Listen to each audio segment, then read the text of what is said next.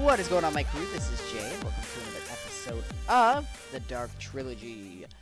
And in today's episode, we're going to be focusing mostly on IC2 and Botania, because Botania is awesome, and I want to show you guys what's in the pack and how it all works. So I have my wand with me, and this little guy, which I'll show you guys what that is in a second, as well as my Lexica Botania. And before we get started, I just want to say one thing really quick. Thank you to all of you guys that have subscribed and liked and commented on my previous videos. It means a lot to me that you guys are with me and giving me a chance.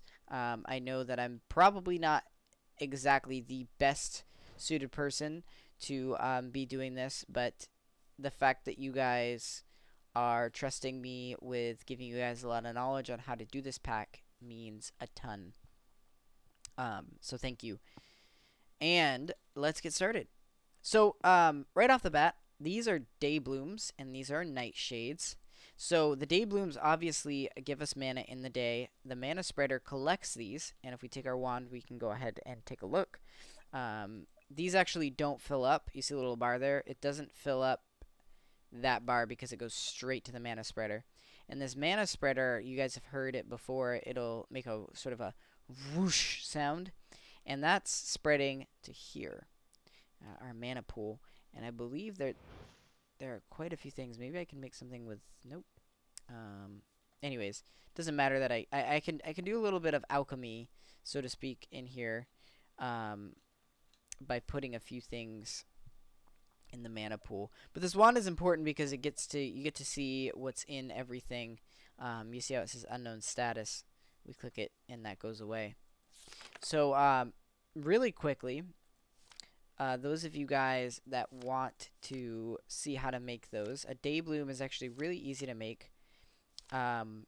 Just mystical blue petals and yellow petals and orange petals into our apothecary right here. And if you didn't watch the last episodes, what we do is we throw in the petals, and then we into water, of course, and then we throw in seeds, and bam, we got ourselves some flowers. These things don't push out a lot of mana, and as well as you can see why these are set up the way they are because of diminishing returns. You need to kind of have them spread out, otherwise they get cluttered. Specifically, though, I wanted to talk kind of about how we make some of these more advanced flowers here. The Endoflame is going to be one that I want to work on soon, because this is going to give us a lot of mana if we can get some stuff up. That's sort of where we're going to move. But what we need is we need a red mana petal. So let's go downstairs and get ourselves a red mana petal, and I want to actually create one of these Endoflames.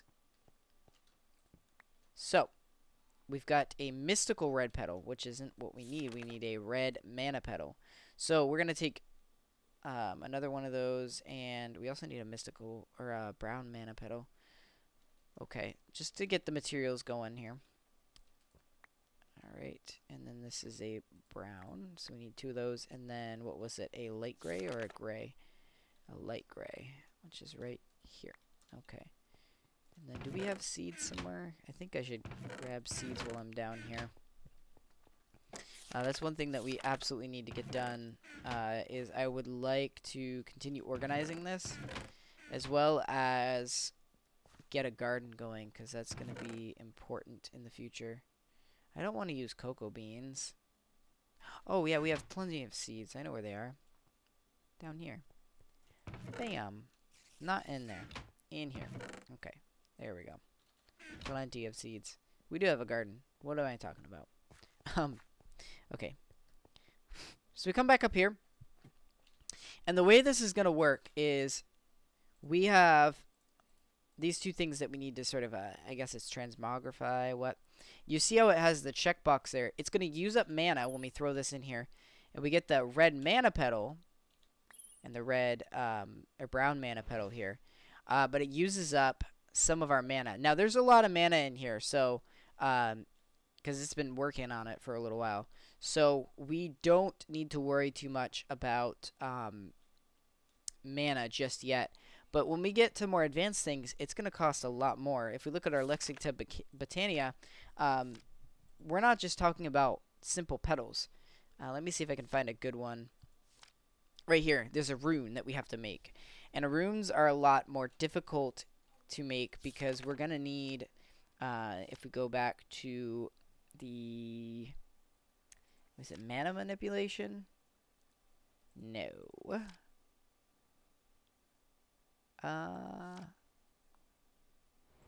There's a few things that are in here that I'm trying to find. Well, anyways, there is some really more advanced machines that we haven't gotten to yet, and I forget what they're called, so but that are going to cost a lot more mana to make. So we need more mana. So I'm going to throw these petals in here, and this one, and this one, and this one. So these are floating around in the water, and once it doesn't do anything until we add the seeds, and then we get our endo flame. So this endo flame is pretty cool. We're going to set him up right here, clear away this. I don't think this matters, but just in case it does. And then let's go down and get some coal, and I'll show you guys what this looks like. Now, we get a setup of these, and what we're going to do is we're going to actually set up a dropper. Now, there is a crate that is in the game, but that is specifically to drop straight down. I don't care about it dropping straight down. I don't think I need it to. I think as long as it's near it, it'll work. So if we throw this over here, see, it accepts it. Now, this guy right here, look how much power we're getting of mana. It's going through quickly, a lot more quickly. We're getting tons more mana. Now, another cool one that I want to take a look at, that'll give us more mana as well, is hydrangeas. I think you're supposed to just call them hydrangeas. But this is a simple hydrangea system. This will get us a pretty decent amount of power. But we do need some blue mana petals to be able to get this thing to work.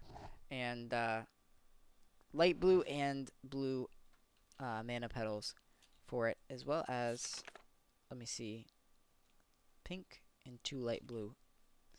Okay, so let's get those and make one of those. I'll show you how that improves our power.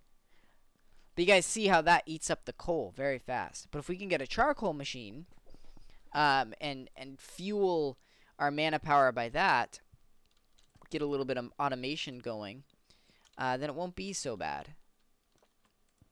2, 3, I believe is what we need of that. And then we need a pink one. So a lot of these, some of these are renewable. Some of these are not renewable for gaining mana. We have the hydrangeas.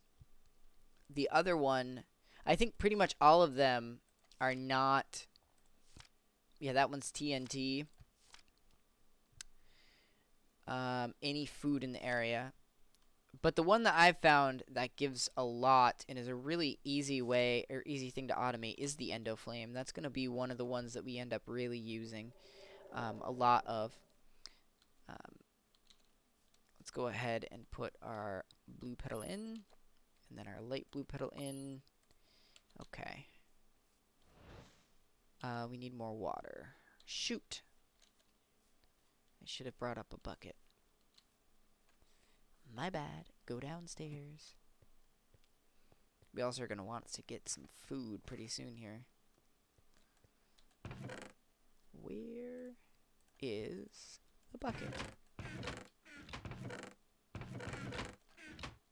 don't know.